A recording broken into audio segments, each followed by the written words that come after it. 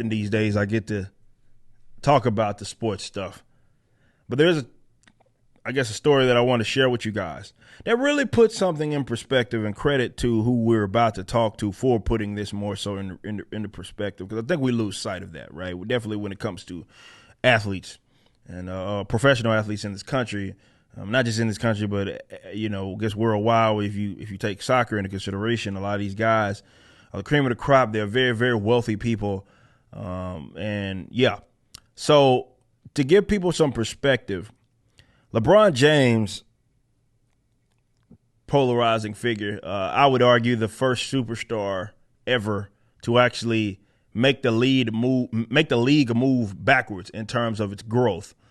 So net negative, despite how great he may be as an individual player.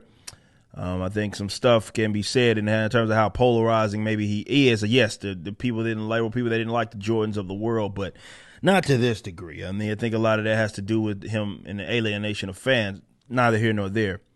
But he does see himself as a leader, despite I don't think he's not the smartest guy. If you ever heard this man talk, especially about issues outside of basketball, he ain't the smartest guy in the world.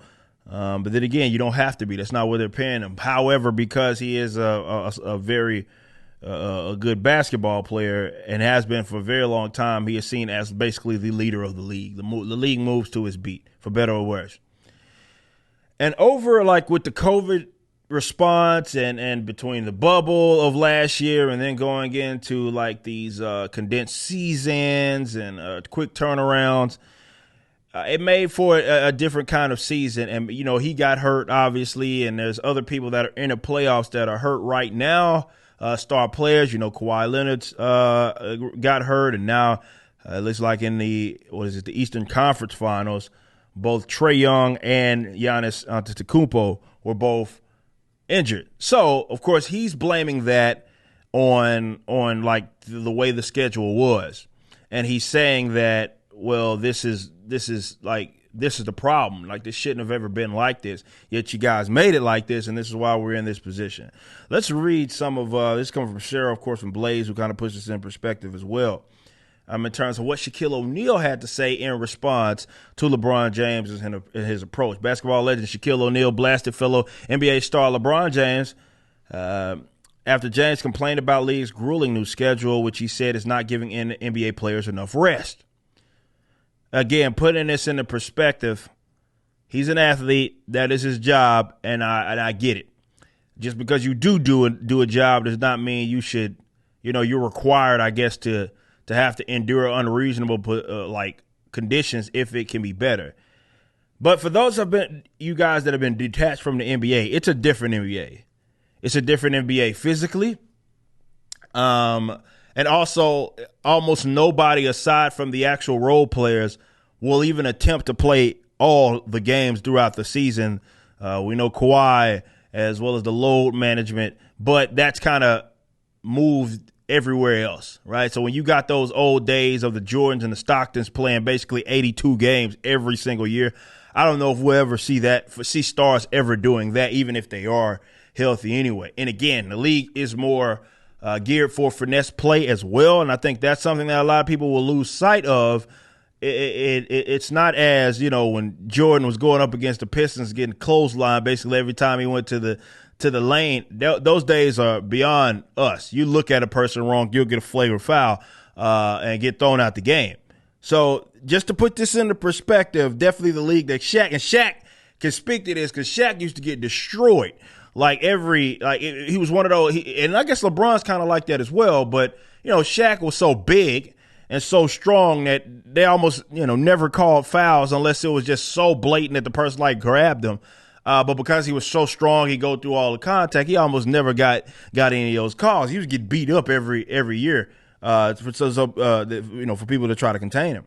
But he said in fiery remarks, the former Lakers star argued that superstar athletes such as James continue to make massive amounts of money during a global pandemic, while countless everyday people have lost their jobs. Brief history here, and this is the rant that LeBron James went on regarding to the schedule. We'll read everything right now in terms of what he said. They all didn't want to listen to me about the start of the season. I knew exactly what would happen. I only wanted to protect the well-being of our players, which ultimately is a product and benefit of our game. These injuries isn't part of the game. It's the lack of pure rim rest before starting back up. 8, possibly 9 All-Stars have missed playoff games, most in league history. He didn't look that up himself. This is the best time of the year for our league and fans, but missing a ton of our favorite players, it's insane. If there's one person that know about the body and how rim rest before starting back, what works all year round, it's me. I speak for all the health for the health of all of our players, and I hate to see this many injuries this time of year. Sorry, fans. Wish you guys were seeing your fave guys right now. In a statement, James remarks, NBA spokesman Mike Bass said, injury rates were virtually the same this season as they were in the 2019-20 season. While starter level and all-star players missed games due to injury at similar rates as the last 3 seasons. While injuries are an unfortunate reality of our game, we recognize the enormous sacrifices NBA players and teams have made to play through this pandemic. Oh, woe is me that these guys made all the sacrifices in the world to get paid to play fucking basketball in Orlando. Perspective here, and this is what Shaq brings to the table. So basically, the numbers is what he's saying is like the injury rates. They're basically the same as what they had always been. Is what he is saying. This is an NBA spokesperson, so it's nothing alarming in that regards. It's just, I guess, some of them happen to be all-stars here. Now, this is what Shaq had to say on CNBC. Let's listen to him. I believe we have some audio right here. First time in a while that juggernauts have been gone. So, hope in a perfect world, I would like to see Atlanta versus Phoenix. 2 small market teams that will probably won't have the opportunity in the next 20 years to win. I'd like to see them go at it. Second scenario, Phoenix versus Milwaukee. You've got one big juggernaut left in Giannis against an old, aging Hall of Famer in Chris Paul. That'll be another good scenario. But look, may the best team win. A lot of guys are out with injury and all that, but that's the way the cookie could crumble sometimes. When you're living in a world where 440 million people has been laid off, and I'm making 200 million, you won't get no complaining from me. Hey, if I got to play back to back, and I'm making all that money, I just got to do what the job entitles me to do.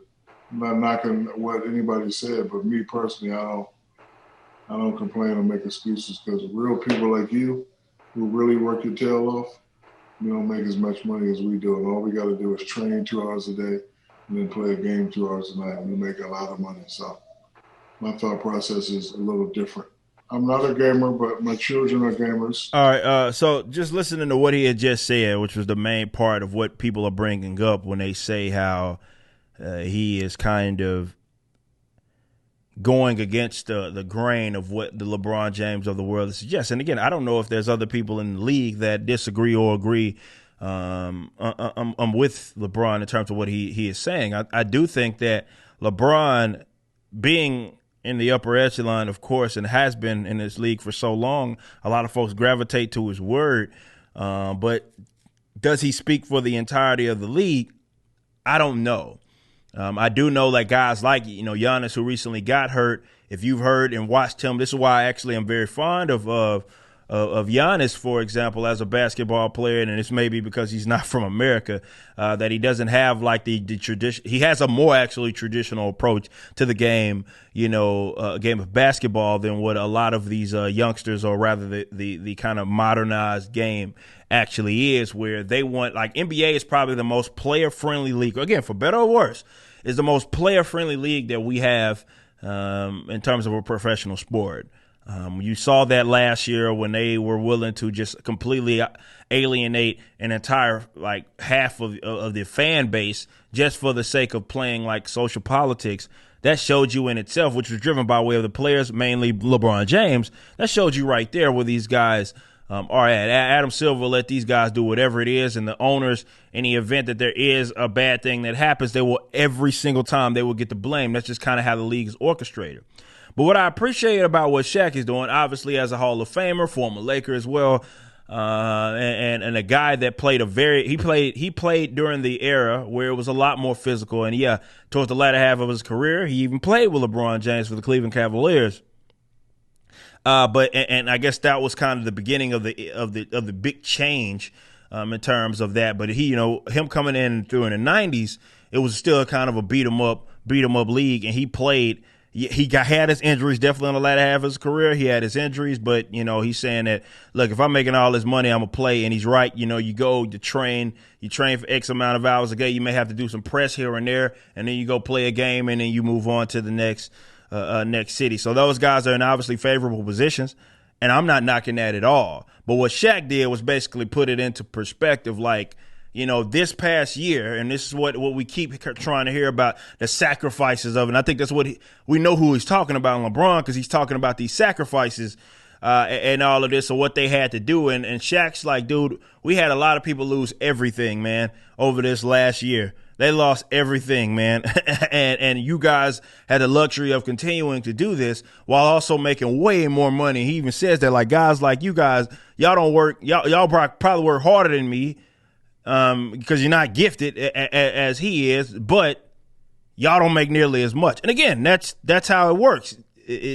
That's a specific talent that a select few are going to have, and the market certainly dictates that in terms of how much money they made. But what Shaq did was put things into perspective. So really, if anything, what you're seeing is just a clash of generations. And this is why the game of basketball, I was watching Kenyon Martin talk about this on some show as well. It's like it's a lot of bad basketball. And I'm not that. These guys are all my age anyway, so I can't even say previous generations. Like, LeBron's older than I am. You know what I mean? So like well older than I am. So it's not like I'm coming so detached from like, one of these old heads. No, like half these guys in this league, like all their superstars are older than me, for the most part. And but it was a change of generation in terms of how the league has been geared, even more player friendly than what it ever was. And that's awesome to see these superior athletes be able to make a lot of money. I'm a capitalist at the end of the day. I appreciate that. But I guess the question then becomes, is LeBron James kind of losing sight of what it is that he really does? And are they actually looking at the numbers in the proper way? Because, yeah, he's looking at the All-Stars, but like what the NBA spokesperson was saying, yeah, maybe that's for the All-Stars, but for the injury rate for the league is virtually the same as it's always been. It's just, again, unfortunately, this is happening. It's like acting like, and I say this as a former athlete, I didn't obviously do it at the professional level, but I did it all the way through the collegiate level. And, injuries happen, dude. And sometimes they happen to your star players, and sometimes they happen at the worst times. And I think this is more of what we get as a coincidence situation. To act like the turnaround is specifically to be attributed to what we're having right now, where all of these stars aren't being able to play. And it sucks because people can't watch it, but, there also are people that were still playing, again, like the All-Stars, Paul George of the world. He ended up playing basically the entire postseason before he recently got knocked out. But, some things happen. And at what point could it ever be about the players in terms of how they train? Look, we live in this uber finesse league, and that's, me speaking of people, former pros and stuff, like, I think that's a big thing. This training regimen, everything's so different to what it was last year. But do you see people, and are these people committed to, like some of these other players, maybe not unlike LeBron, maybe LeBron works on his body, he's a genetic freak, but maybe the other players don't work on his body like maybe he does, and maybe they see the injuries because of that. I don't know. This is all stuff that they have to analyze, but to specifically blame it on the transition from season to season when the injury rates don't show that, is something worth notifying. But LeBron is doing what LeBron does and what LeBron's been doing for a very long time. that he's been the face of the league. He wants to make sure that his position is the position. But also, as far as these player unions and all of that stuff, as far as the league that we have right now, a lot of y'all negotiated that. So how much leeway are we supposed to give him? But good luck trying to convince definitely a lot of these the ESPNs of the world that LeBron James is wrong on damn anything. Good luck. You just watched a clip from my podcast, For Cannon's Sake. Catch us live at 12 p.m. throughout the week over at youtube.com/YoungRipper59 and follow us over at odyssey.com/@YoungRipper59. If you want to watch the entire video cast after the show is over, just be sure to become a member on the YouTube channel. Of course, the full audio portion of the podcast is available for free on all major digital platforms, or just visit forcannonsake.com.